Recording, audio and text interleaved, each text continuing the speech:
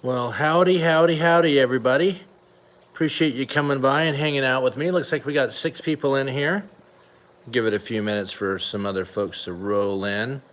Appreciate you coming by to hang out with me. Here's my little custodian for this Planet Aquarium I got packed full of mostly ferns. All kinds, we'll get to that. This is my little spotted gara. Gara spilotus, this guy's called. Does a really awesome job of cleaning this stuff up. These guys are awesome. If you haven't heard of the spotted gara, they're kings of custodianship for aquariums, way better than panda garas, and they're way friendlier too. Anyway, saw a couple of folks in here. Hey, we got Atkins Nature Aquariums. What's going on there, buddy? We got the Zen Ginger right on. Appreciate that blue wrench there. Hey, we got Fish Tropico. What's going on, man? Appreciate it. We got Keith Henshaw here as well. Awesome, man. Appreciate you guys coming by. Where'd he go? We are putting some CO2 in here for sure, but not too much. That's actually a really small amount. There he is. Yeah, anyway, getting back to it. These guys are from Burma, Myanmar, if you prefer. Hey, what's up there? I see Denny Ken Aquatics just popped up. Right on. What's going on there, buddy? Now, these fish come from Burma, Myanmar, if you prefer. They're found in Irrawaddy Basin, kind of the swamp basin there. They inhabit moving waters, usually, kind of like panda garas. They prefer moving waters, but they're not as picky about it as panda garas tend to be, which is another cool thing about this fish. Very cool thing about it. But you see what he's doing now? He's just cleaning up this needle leaf java fern that I got plopped in here. These guys are awesome little dudes. He's quite plump, you see. He is not on a diet. And I don't feed this guy at all. He's just living on algae, diatoms, whatever he can rustle up in here. And obviously, judging by his health and his activity and the girth in his belly, it's plenty of food. Yeah, so I did a couple of Facebook/Instagram posts, showed you guys. We got a whole bunch of really nice java ferns, different kind of varieties in. I've been really hurting to get java ferns. They're just so hard to come by. So I've had these for a while. These are really nice. These red flames, really nice color on these guys. Right next to it, I've got some bulbitis water fern. That's this. Makes that classic three pieces to each leaf, especially when it's starting. Got a bunch of that in here. I got your standard java fern. These guys are huge. You see, they're not small java ferns. Got plenty of those. 2 rows of them, in fact. And then I got a bunch of trident right here. I saw somebody asking about it. I think it was Ian. Yeah, I got some good old trident. Got plenty of that in here.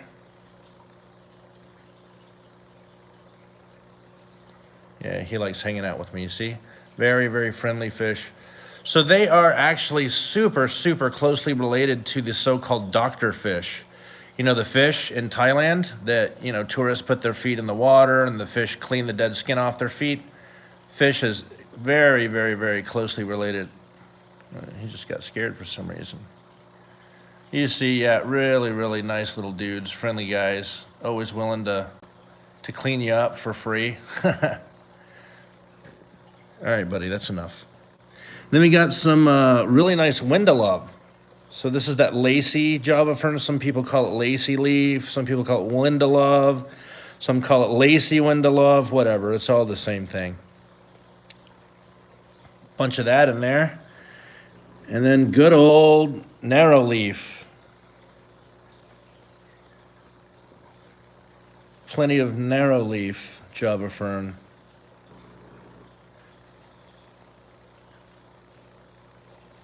Yes, he is. He's back, see?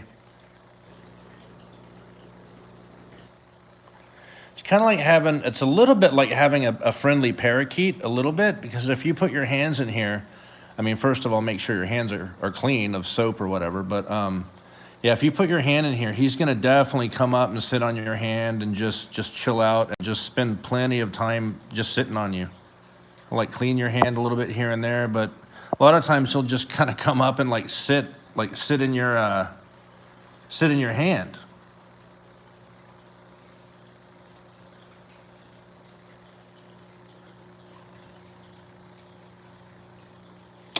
Windalove just seems to hold on to algae better in my tanks, especially hair algae. Yeah, I guess I could see that because of the shape of it. There's so many little nooks and crannies, you know? That was a comment there from Zen Ginger.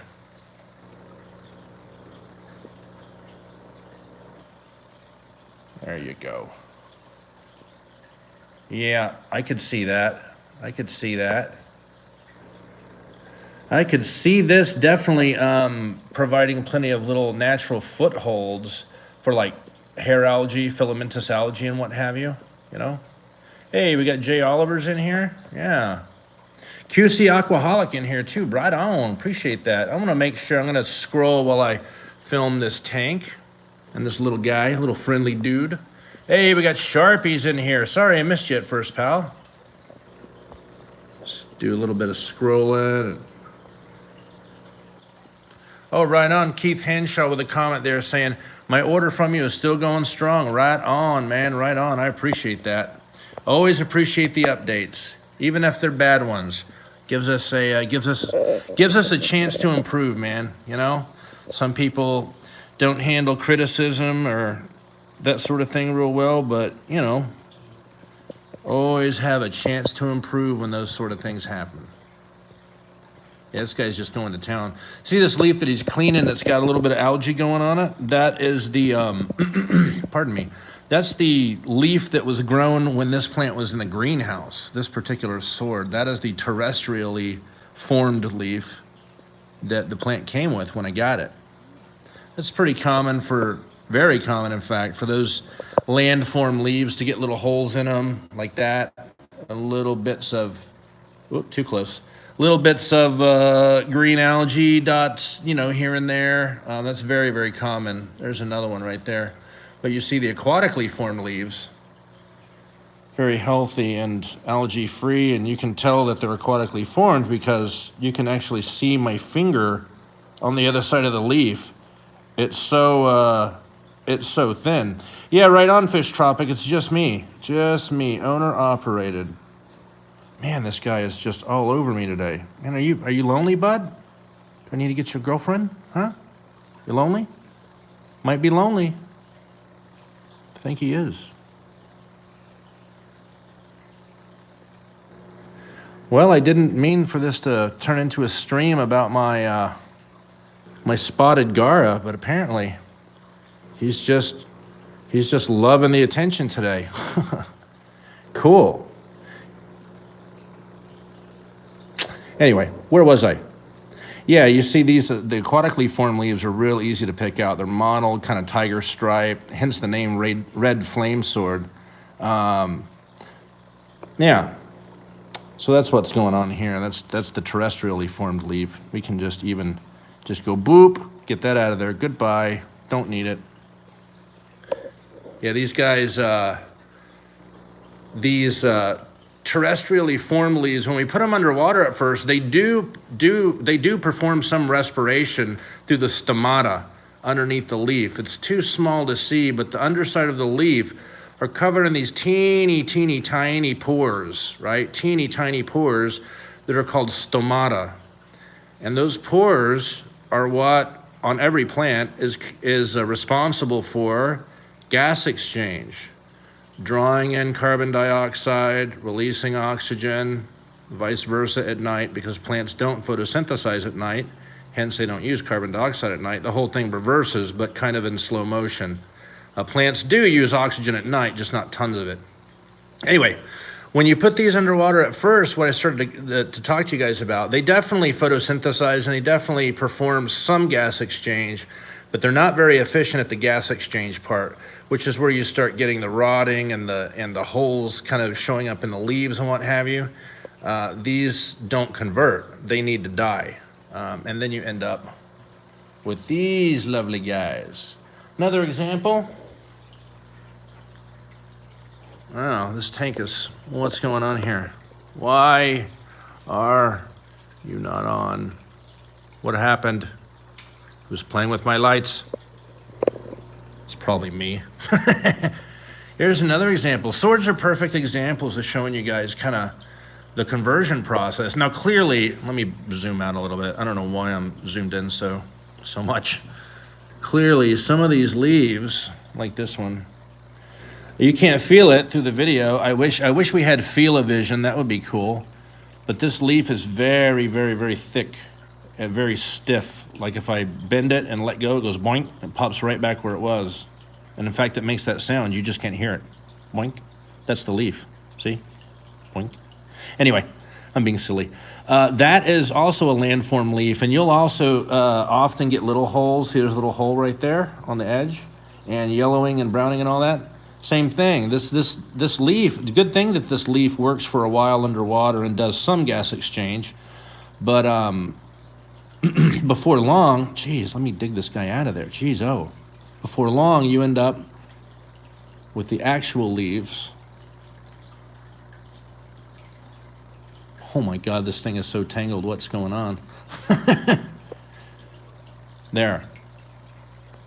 And again, you can see you can kind of see my, yeah, if we had feel-o-vision, you'd definitely be watching something else. I get you. Touching the side of my nose on that one. No, you can see my finger through the leaf. Again, this is the aquatically formed stuff. And this is how we like to convert, if we can, if we have the time, unless people are beating down our door, screaming to buy our swords. This is how we like to do our swords. We like to fully convert them. Hey, this is an ocelot green. That's an ocelot red that's there. It's not labeled. This is a Kleiner bar. Kleiner bars are like really good at showing you what's going on. See, this leaf here that I'm waving in the camera, and this leaf here is attached to the same plant, guys. Same plant. This is the land-formed or terrestrial leaves, the leaves that were powering the plant and taking care of it in the greenhouse. And these are the ones that we took the time and effort and fertilization, what have you, CO2 injection even, to convert for you guys underwater for our customers. And you see, like I was saying before, it is not at all uncommon on the landform leaves to get some spot algae, especially if you're not injecting enough CO2. A lot of times spot algae forming on glass, leaves, hardscape, is often a sign of not enough carbon, free carbon in the water. Again, with this guy, you don't need to keep it. It doesn't need it anymore. You just go down here. Man, this one's really tough. There we go. And just get it out of there. We don't need it. In fact, if you monkey around long enough and you keep these terrestrially formed leaves on the plant for too long, you're asking for algae, because eventually they will rot. They eventually will rot for sure and die off and leave behind these little nubs, these little stems, right? And then those are like algae infection points supreme, you know?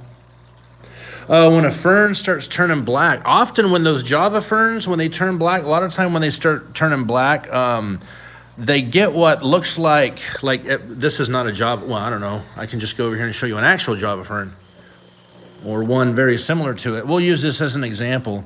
So sometimes on Java ferns, what you'll see, like see what this little black mark is? It'll be a lot bigger than that, and it'll be perfectly round, right? And it'll be about as big around as a pencil is, right?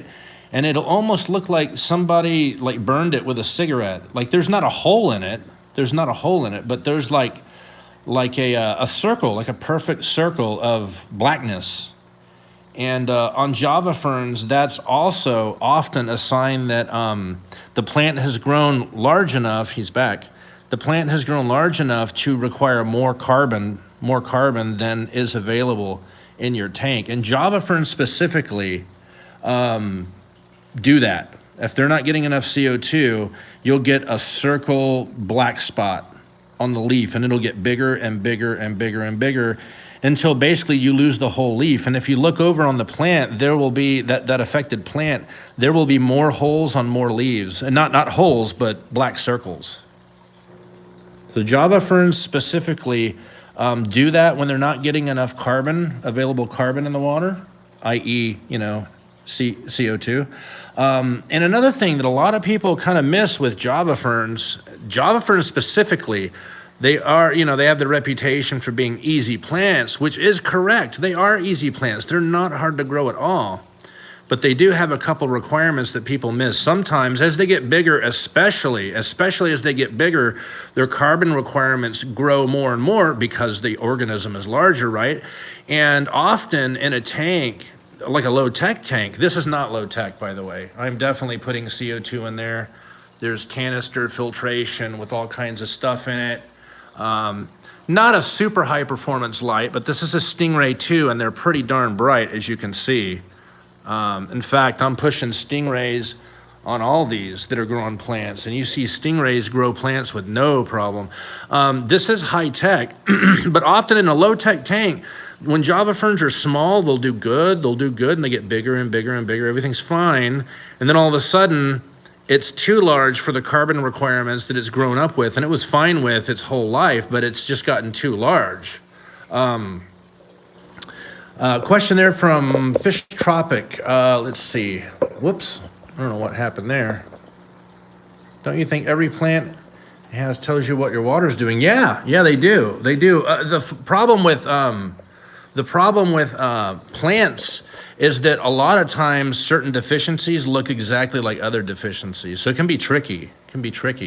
But that's a thing with one thing that a lot of people miss with Java ferns. Easy at first, and they are easy plants, but when they get really big, often you need to start looking at some supplemental carbon dioxide. Just a wee touch, not even this much. That's more than you would normally need.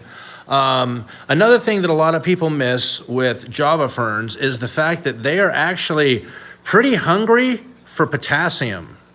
They use a lot of potassium, more potassium than people think. So a lot of times people, will complain about, man, my Java ferns, they're doing okay, but man, they're just really not growing a lot. I'm using my all-in-one fertilizer.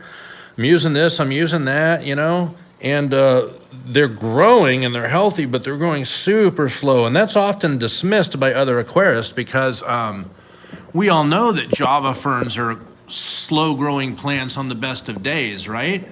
So that's often just dismissed as, yeah, don't worry, they're slow-growing plants anyways. What they don't realize is that a lot of people are not adding anywhere near enough potassium for the tastes of Java ferns. And I'm talking about Bulbitis as well. These Bulbitis water ferns, normal, Trident, Wendell Lovelace, narrow leaf, it doesn't matter. All of them have that same kind of lust for potassium, and more potassium than you're going to get by squirting an all-in-one in there at the bare minimum once a week or once every 3 days. It's pretty likely if you have more than 3 or 4 Java ferns in a tank that they're going to eat that potassium up before you add more. So. Yeah, finally a use for a banana. Yeah, bananas had no use before that. Anyway, guys, we'll go back over here and check these dudes out.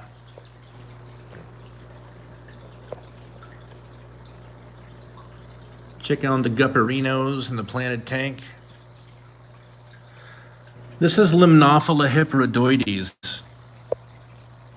You can see it still wants to be sleeping.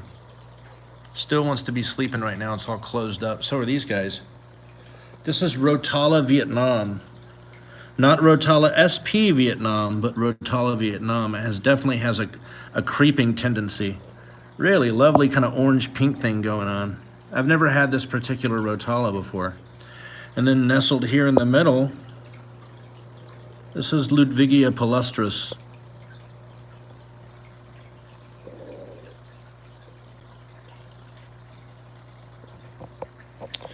Man, these tiger lotus are just exploding, by the way, too. I'm really pumped up with this. I finally got these tiger lotus, the ferts, the nutrients For the Tiger load is finally dialed in, and they're doing great. So anyway, going ahead and give these guys some more sleep. I did turn their light on early, so I could have something to shoot.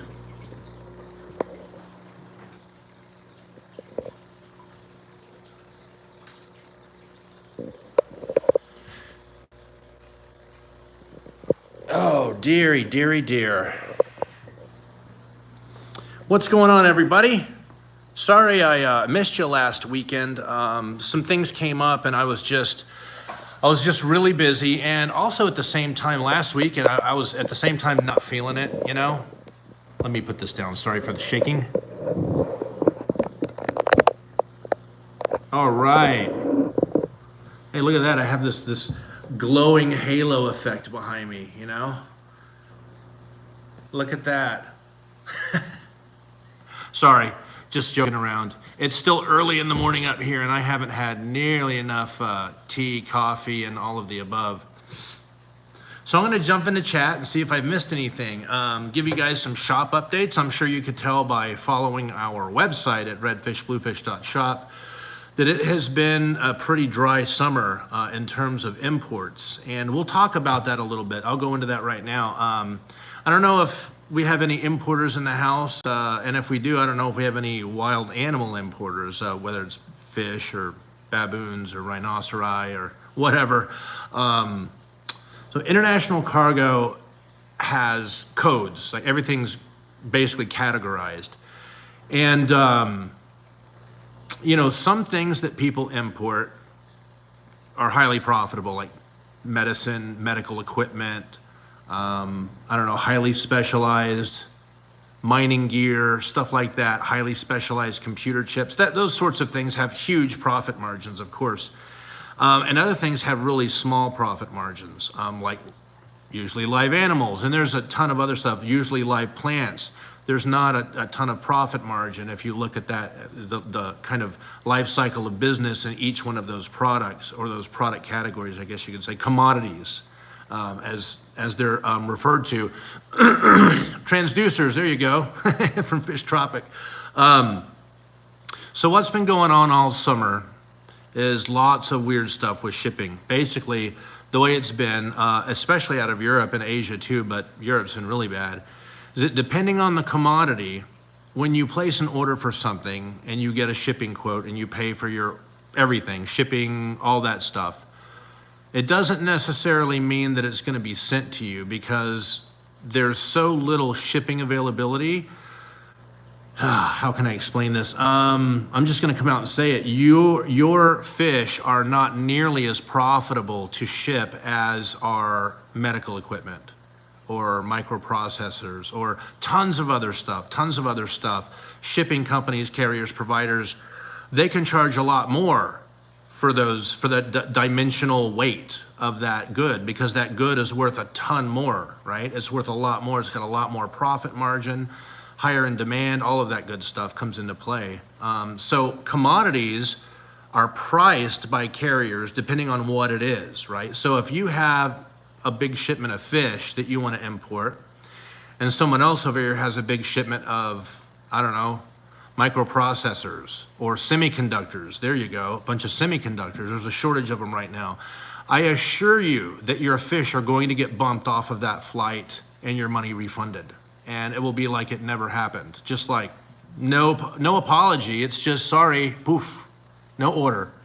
And we've been dealing with that all summer. So much so that it's just not even worth getting upset over anymore. It's just the way it's been, which kind of explains why we've been really low on a lot of stock. Good news is that's about to change. Early next month, we are getting in a pretty awesome shipment that we've had on paper for quite some time. We bounced back and forth, and it's finally getting better. It looks like a lot of those shenanigans, those games, are coming to an end due to some legislative changes, what you can and can't get away with, at least in the EU. And I import from the EU. I don't import from Asia. So things are about to get a lot better, hopefully, knock on wood. So with that said, I'm going to go over and do what I said I was going to do several minutes ago, and I'm going to go through chat. Now, we've already been on for half an hour. Wow, that's crazy. Time flies when you're with friends. Oh, we got a question from Zen Ginger. Do your fingers stay wrinkly most of the day from being in the tanks? Yeah, they do. Most of the day they do. Yeah, I mean, my hands are in and out of tanks so often. I actually use this really safe, like a hand sanitizer. When I go between tanks, I'll always dry my hands with a paper towel or something, and then hit them with a really skin safe, animal safe hand sanitizer to make sure that I'm not the vector that's spreading any possible potential crud between tanks. For instance, I had a tank with established fish in it. Established fish, no new fish, established. Been in there for weeks and weeks. One of them just came down with ick, just boom, out of nowhere. Nothing happened. Nothing was added to the tank. Nothing was taken out. No live foods were fed. Very strange that just it kind of came out of nowhere. But that's exactly why all of our nets are kept in net soak. All of our specimen containers are kept in a really large square bucket, again, filled with net soak. And it does turn them mildly purple pink over a long period of time, but I'd rather have kind of funny looking specimen containers than spread, parasites or protozoans or any of that kind of stuff around my shop, especially bacteria. So, dearie.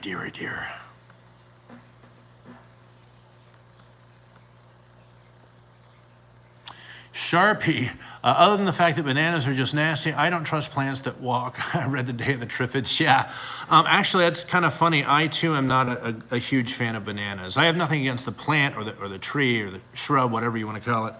I'm just not a fan of the fruit itself, and a lot of people over my life have told me you're crazy to not like bananas because they're glorious. Sorry. Okay, scrolling down. Whew. Wow, I just jumped to the bottom of comments for some reason. It's weird. Sharpies, models, and aquatics here with a comment. Tell me about Europe. We've got food shortages in the UK at the moment due to COVID, Brexit. Yes, we actually are having some problems with that too, man. We are. You go into a lot of grocery stores, and there are signs on the door that say we apologize, but due to an uptick in COVID activity, some of our suppliers are unable to get us what we normally have. Apologies in advance. We're working on it. We're looking at other avenues. Blah blah blah blah blah.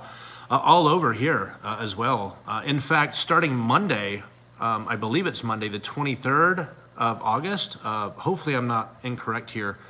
The 23rd of August, Monday in Washington State, all masks indoors for all businesses, no matter what the type of business, kicks in again. So if you're running a business, you have to have a mask. You need to put up a sign. People have to wear masks, whether they've been vaccinated or not. So I'll leave my opinion out of it, but yeah, it's definitely heating up again. A lot of people are freaking out.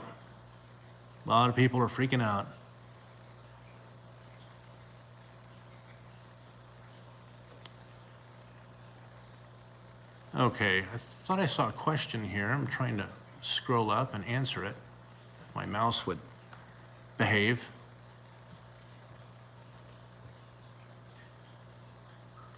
Why did I choose to put my business where I do? Because it's where I live. I live up here in the Pacific Northwest. Yeah. A lot of our business is online. We do a lot of online sales of fish and plants. And we also, as I say, as you guys are well aware, I am in my brick and mortar shop right now, and people come in and out throughout the day. We're closed Monday and Tuesday. And we use those days for maintenance, for cleaning, getting orders out, that sort of thing. Mondays and Tuesdays are, even though we're closed, they're very, very busy days, I assure you.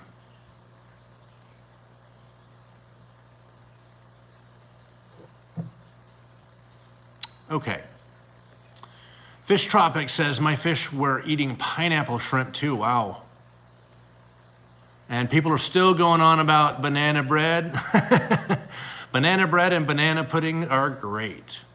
I guess banana bread is kind of an exception. I'm kind of iffy on it. I could lose it and not, you know, lose any sleep over it. But yeah.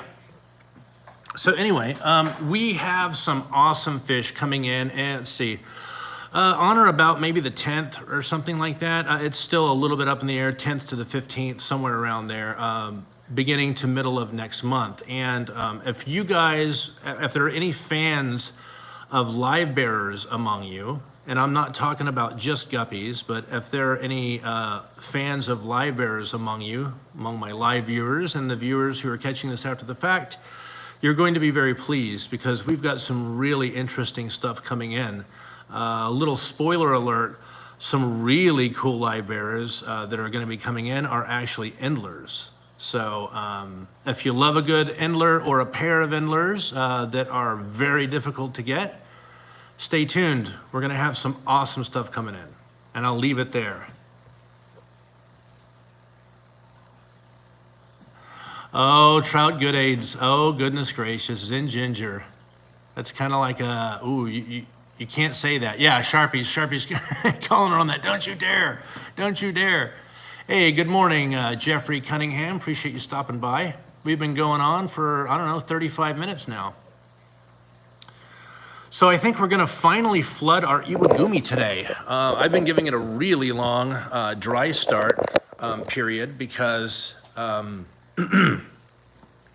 because of the plant that we chose to use. We went with Monte Carlo, and Monte Carlo, especially when it comes out of a tissue culture, has extremely, really short roots. In fact, virtually no roots to speak of, but we can see that the roots have had plenty of time to lengthen up and to grow into the substrate.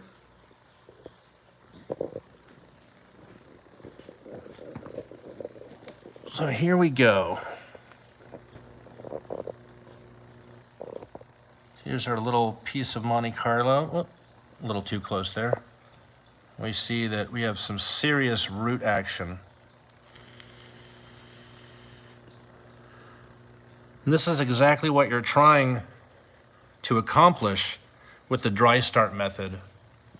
You're trying to give it plenty of time to establish grow its roots really, really deep, because these carpeting plants, once you start flooding the tank, if they come quote unquote unrooted and they start floating, you're done. You're done. You're not going to get them buried again because now you have water in it. So you've got to drain it, and it's not nice.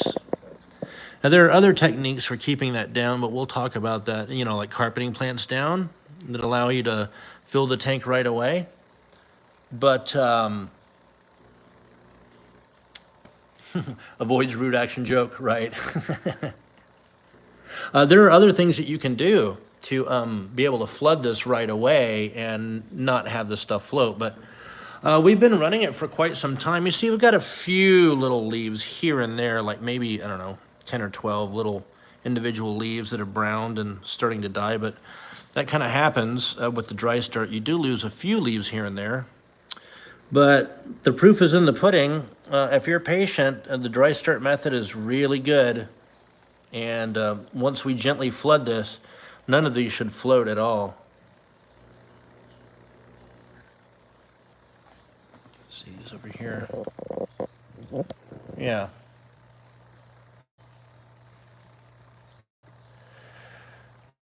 And these are just the roots that are growing right up against the glass that you can see. There are thousands and thousands of roots, obviously, in this thing.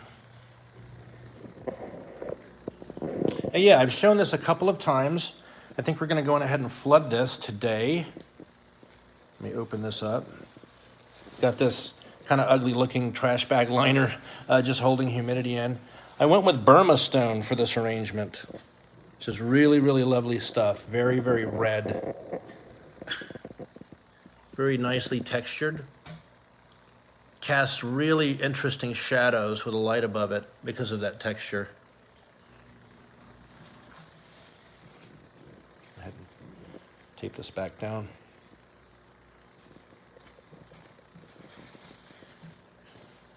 Need to spray it down a bit later with my little trusty sprayer. So we'll get this rocking and rolling, flood it gently later. We're running a Twin Star 600C on this baby. And I don't know if you guys know about this with the Twin Star lights. You know that for the longest time, they've just always been on, off. That's it, not variable at all. They're very, very, high quality, high performance lights. But they've always just been, for the most part, on or off. Well, there's an inline attachment you can throw on there, and it's right here. This allows you to dial it down, like this. Dial it way down, or I can dial it way up.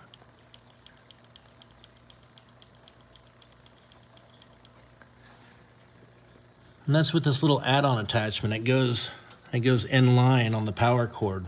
These things are only 10 bucks. This little doohickey. It's pretty sweet.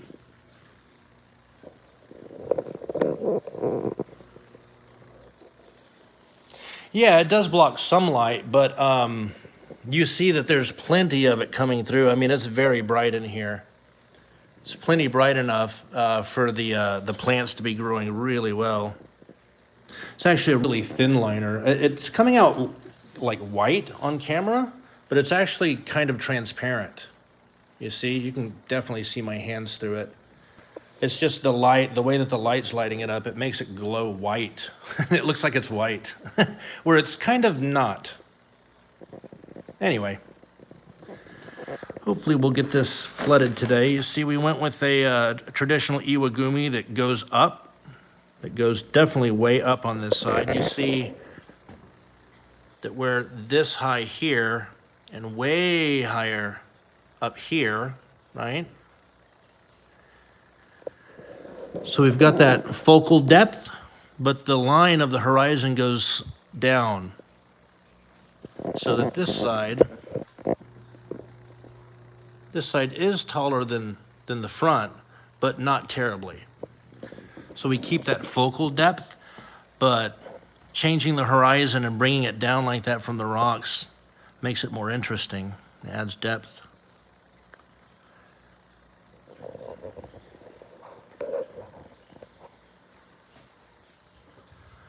I'm gonna head back over here and see what else I missed. I saw a few questions scroll by. I don't like reading them on the phone. All right. QC Aquaholic here with a good question. Do you not have a problem with melting after flooding it? I don't. I don't have any problem with melting, not on Monte Carlo. Some other plants, even some easy plants like Anubias nana petite. You put it in soft water, nice healthy plant, CO2 injection right off the bat. Medium low, medium lighting, everything's just spot on for Anubias nana, right? Anubias nana petite. And in front of your eyes, it just melts, just poof. Why? It shouldn't. But some plants, I mean, sometimes you get them and they look really nice, healthy looking plant. The plant was stressed out already. It was already not doing well. And then you put it in an aquarium. It was a plant that was grown above surface, of course, above water. And it came out of a greenhouse, probably in Florida somewhere. And it looked nice and healthy. You throw it in an aquarium and a week later, it's got no leaves. It just all melted off. Sometimes plants that look nice and healthy are really not nice and healthy. They're stressed out and they weren't doing that great before you got them. You just didn't catch that the plant wasn't doing that well. I've been growing plants in aquariums and water for a long time, and I miss it all the time. I've got some Anubias here right now that's in a tank over there, and it's melting. It shouldn't be, but it is. Welcome to plants. We got Triple J Aquatics in here. Right on. Right on. Aquaball says, I'm not flooding mine yet. Still needs to grow more for me. How long has it been, Aquaballs? How long have you been dry starting yours? A year? 6 months? No, I know Aquaballs wouldn't dry start his tank that long, unless there were some reptiles in it, for sure. Okay. Man, what is up with this mouse? There we go. Hey, we got J-Rock Dust Stuff in here. Right on, J-Rock Dust Stuff. Appreciate you coming by. QC Aquaholic with a previous comment, not patient enough to do a dry start. Oh man, you got to be patient. You got to be patient. But I get it. I get the patience thing. Actually, that's a nice segue to explain why I don't actually sell ADA substrate and Tropica substrate and really like Fluval. I don't sell any of those substrates. I go with Brightwell Aquatic substrates, and that's because I don't like substrates that emit ammonia into tanks. I want to be able to provide my customers with a substrate that's going to be great for shrimp, great for plants, going to grow the heck out of plants, going to soften that water down, not going to be cloudy, it's not going to easily stratify like ADA will do, and most importantly, it's going to allow them to put some animals, a moderately slow number of animals, in that aquarium right off the bat without any fear of ammonia leaching out of that aqua soil and toasting their critters. I mean, that's no good. That's no good. The very first aquascape I ever did, had ADA aqua soil, the version 1, like the old school aqua soil, the one that had such a bad reputation for emitting tons and tons of ammonia. And yes, it does for quite some time, like a solid month. You've got to do water changes on those systems like 3 times a week, maybe 4 in the beginning for the first couple of weeks. Then after that, like every 3 days for the next week. And then after that, twice a week for the next week. I mean, you got to really get that ammonia out of there. And I don't like that. It would be risky, in fact, to, in my view, to recommend that substrate to customers when they come in the shop.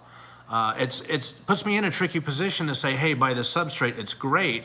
Oh, and you can't put animals in your tank for minimum 30 days. Shrimp, 45 to 50 days because of the ammonia that it emits. All in the name of helping to cycle your tank / providing early nutrition for your plants that you're supposed to plant right away with ADA aqua soil. So I'm just not a fan of that, of their particular substrate system. I really do love their products, don't get me wrong. I love their tissue cultures, their tanks, their lights, all of that stuff.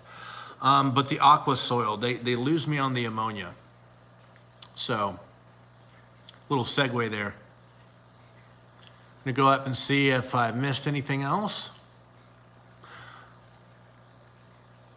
Aqua balls, 20-gallon Monte Carlo mini hairgrass dry start, right on.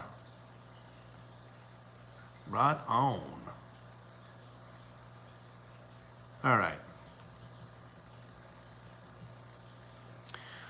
Aqua balls, 1.5 months. Oh, you've been dry starting your aquarium for 1.5 months? That's not bad. That one's been almost 2 months now. Monte Carlo makes root, in my view, in my experience, and maybe your experience has been different, but as a carpeting plant, Monte Carlo is one of the easiest to go with. For sure, Monte Carlo is not a difficult carpeting plant to grow. Just have good light, soft water, CO2, you're good. It's gonna form a really nice, dense, beautiful carpet. But it also, out of the carpeting plants, it's slower at forming roots, new roots, I've noticed. Keep it nice and moist and all of that good stuff, nice and humid in there, like I've been doing, and it will definitely form roots, no question about it, but it seems to be more slow than some of the other carpeting plants that, by the way, are more difficult. So, I have to maybe do a little experiment, maybe a side-by-side experiment one day when I'm super bored. Oh, right on. Aqua Balls is getting a second saltwater tank today. Man, congratulations. Hey, we've got Corridor Zone Aquatics in here saying, evening from Sweden. Congratulations, man. Thank you so much for coming by. Sweden coming in the house, man. That's awesome. I would love to visit Scandinavia. I've never been. It's on my list.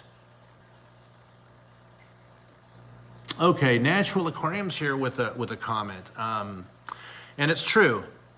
Natural Aquarium says the ADA version 2 is supposed to have less ammonia. Yes, absolutely, it does. It does absolutely have less ammonia, quite a bit less, but it's still significant enough to where it would be a problem if you just right off the bat, you know, you slam some guppies in there, some shrimp, heaven forbid.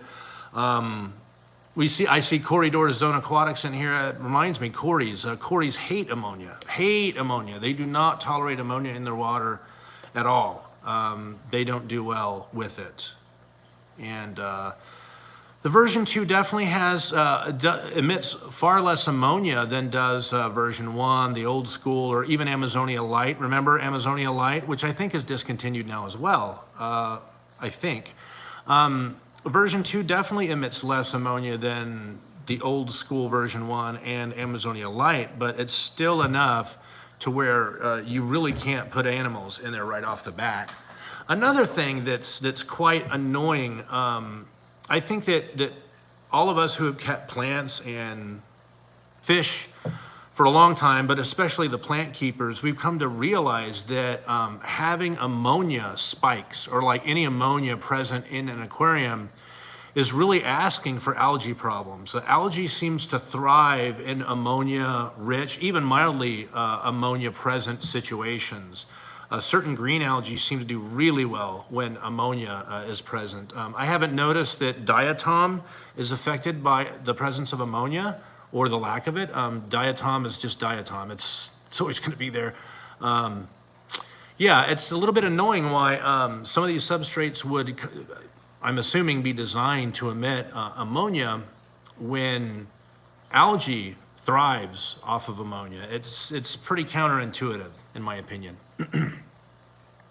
So I think I am pretty much caught up. Guys, we got some nice Java ferns in, some bulbitis, all kinds of stuff. We're in the process of listing it out on the website right now. And as I say, early next month-ish, all the way up to maybe middle of next month, we'll have a fairly large order of European fish coming in. And amongst them are going to be some really primo apistos and a surprising array of live bearers. A lot of them are very hard to find endlers. A little bit of a further sneak peek. We've done some moving around of the way that we buy fish and who we buy fish from in Europe. There are multiple sources. All of them are pretty good. We've changed some things around to where when we bring in our apistos, we're going to be listing them as pairs or trios. So instead of getting, I don't know, 2 or 3 apistogramma trifasciata, that's an apistogramma that you're far better off buying as a trio, 1 male, 2 females. The males can be really aggressive towards females that they don't like. They can be very, very choosy. They're just a strange apisto to get them to pair off and to be nice with females. So it's always highly recommended that you place apistogramma trifasciata in as trios. So I guess what I'm getting at is all of our apistos moving forward, we're going to have multiple options on each apistogramma. So you can buy a single fish or you can buy a pair, a male-female pair. And on some of them, we'll even have the option, like the trifasciata, we'll have the option of buying a trio. So you won't have to send me messages saying, hey, I just bought, 2 McMasteri. Can you please get me a guy and a girl? Can you please make that happen? That won't be necessary anymore. We're going to be listing options under each individual fish, as long as it's valid. That gives you the option of buying a single fish, as long as we have it in stock, or a pair, or a trio. So that's some actually kind of big news that we've been working on our site, getting that kind of logic, the nerd logic working. And it's come together, it's working. So that's another big change. Yes, Zen Ginger, diatom is reported to be affected by silicates. Right, yeah. High silicates in your water, it's been reported that it can and often does lead to diatom. I don't have any silicates in my water at all because I'm RO, the whole shop is RO. And I remineralize with Aqua Vitro products. I'm a big fan of their remineralizers, their liquid carbonate booster and their liquid mineralizer. Good stuff. Sharpie's here with a comment. I took the ammonia release into consideration with my 200 liter, it's about a 50 gallon, and left it fishless for a week, by which time the cycle was up and running thanks to live bacteria plants and filter gunk seed. Yes. So my favorite way to get a new aquarium running is just make sure you pull a sponge or something like that, something that's, you know, sponge filter or a bunch of plants or something like that out of an already existing, you know, already cycled aquarium. But one caveat, you always have to watch that source, that aquarium that's going to be the source of, you know, already cycled material. You need to watch it some days in advance. Watch the fish very carefully, maybe gently, you know, go through the substrate, make sure you don't uncover a whole ton of planaria, because one thing that can go wrong is that you seed your new aquarium with filtration or filters or filtration media that's come from an aquarium that you don't realize yet is sick. I have done that before, and it's very perplexing at first to figure out, oh, what the heck happened here? What's going on, man? These guys, did someone send me sick fish? What's happening? And until you examine that source aquarium and kind of put two and two together, it can be pretty confusing. Sharpies here, yes, should reduce what I keep finding. Tons of female epistos and LFSs, but no males, or very few. Yes, exactly. People go through there and they snatch up the most beautiful males and one female. And often what's left behind is females, and nobody wants just female. I mean, some people do. Some people that are actively keeping fish, once in a while they have a disaster and they lose a female and they have to go out and get another one, so. But you're right, more often than not when you're buying, so I'll give you a little insider view on purchasing fish. Most of the time when you're purchasing fish wholesale, almost all the time, you have no right to choose male, female. Now, things like bettas and guppies, often you do. In fact, a lot of wholesalers will not sell you female guppies or female endlers. Most of them will not. If you're getting guppies or endlers from Asia, for sure they're not going to send you females unless you pay a really high premium to buy them as pairs, like a male-female pair. And I've seen prices, I get all the price sheets, and a lot of those prices that people are charging, even wholesale for those fancy guppies, they're not worth it, way overpriced. So a lot of wholesalers will do almost everything that they can to keep from selling female endlers, female guppies especially. Now, epistos, unless you're working with a pretty reputable wholesaler, they're just going to dip a net into the water and 20 of Apistogramma McMasteri SP Vieja, the Vieja color morph, right? People call it SP, but it's not a species. It's just the Vieja color morph of the McMasteri. You're just going to get 20 of whatever, and it's probably going to be, you know, 16 females and 4 males. That's usually how it is. So if you don't like that, you got to search around for a better source, someone who's going to work with you and send you the same number of males as they do females, or guaranteed trio packages, that sort of thing. And that always comes with a little bit of a premium because there's labor involved in you know, sexing all those fish out and getting them bagged, you know, assigning gender to them. So we're going to have to wrap up here. It looks like Zen Ginger left a comment here. I keep a harem of epistos and had a hard time finding females. Yeah. Well, that's why we're making the changes that we're making. We're going to offer on our website pair or trio or single male, single female, that sort of thing, as long as we have the stock to do it. Now, if you're looking for trios and it's grayed out for our site for, I don't know, Apistogramma borellii, well, that means we've sold out of the trios. We don't have them, so.